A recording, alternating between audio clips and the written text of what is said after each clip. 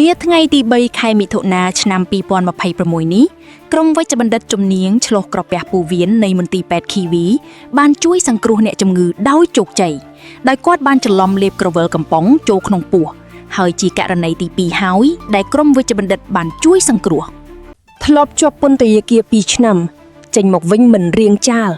នៅតែបន្តជួញដូរប្រើប្រាស់គ្រឿងញៀនទៀតមើលក្នុងខេត្តកណ្ដាលជនសង្ស័យត្រូវសមត្ថកិច្ចឃាត់ខ្លួនជាលើកទី2ករណីជួញដូររក្សាទុកប្រើប្រាស់គ្រឿងញៀនដោយខុសច្បាប់មិនរៀងចាលបានឃាត់ខ្លួនកាលពីថ្ងៃទី2ខែមិថុនាឆ្នាំ2026នៅចំណុចបន្ទប់ជួលភូមិថ្មីមួយសង្កាត់តាខ្មៅក្រុងតាខ្មៅខេត្តកណ្ដាលសំណល់គ្រាប់យុទ្ធភ័ណ្ឌមិនទាន់ផ្ទុះរបស់សៀមឈ្លានពានមានកប់ក្នុងទឹកកប់ក្នុងដីនៅលើដីហើយលើសពីនេះទៅទៀតគឺមាននៅលើដើមឈើទៀតផងដែលស្ថិតនៅក្នុងបូរណភាពទឹកដីនៃព្រះរាជាណាចក្រនេះនៅថ្ងៃទី3ខែមិថុនាឆ្នាំ2026នេះលោកហេងរតនាអគ្គនាយកនៃមជ្ឈមណ្ឌលសកម្មភាពកម្ចាត់មីនកម្ពុជាស៊ីម៉ាក់នេះបើយោងតាមលោកហេងរតនា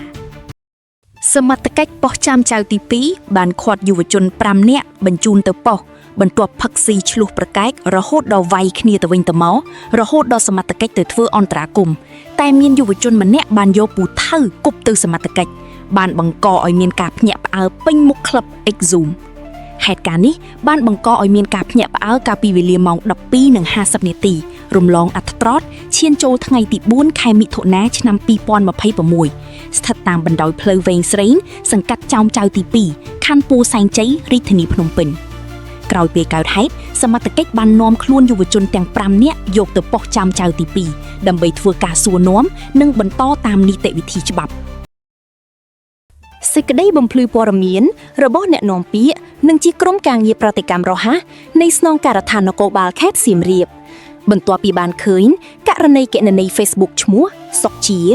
បានបង្ហោះខ្លឹមសារនិងរូបភាពមន្ត្រីនគរបាលនារីស្លៀកពាក់ឯកសណ្ឋាននគរបាលចរាចរណ៍ភ្លាមលោកឧត្តមសេនីយ៍តូស្នងការបានចាត់ឲ្យផែនការងារធនធានមនុស្សអញ្ជើញមន្ត្រីនគរបាលនារីពាក់ព័ន្ធខាងលើមកធ្វើការបំភ្លឺនៅការិយាល័យបុគ្គលិកជាលទ្ធផលឃើញថាមន្ត្រីរូបនេះពិតជាបានជំពាក់លុយគេពិតប្រាកដមែនទេ3ករណីនេះជារឿងឯកជនបុគ្គលមិនជាប់ពាក់ព័ន្ធនឹងអង្គភាពប៉ុន្តែលោកឧត្តមសេនីយ៍តូស្នងការក្នុងនាមជាប្រធានអង្គភាពក៏មិនបានប្រងើយកណ្ដោយឡើយ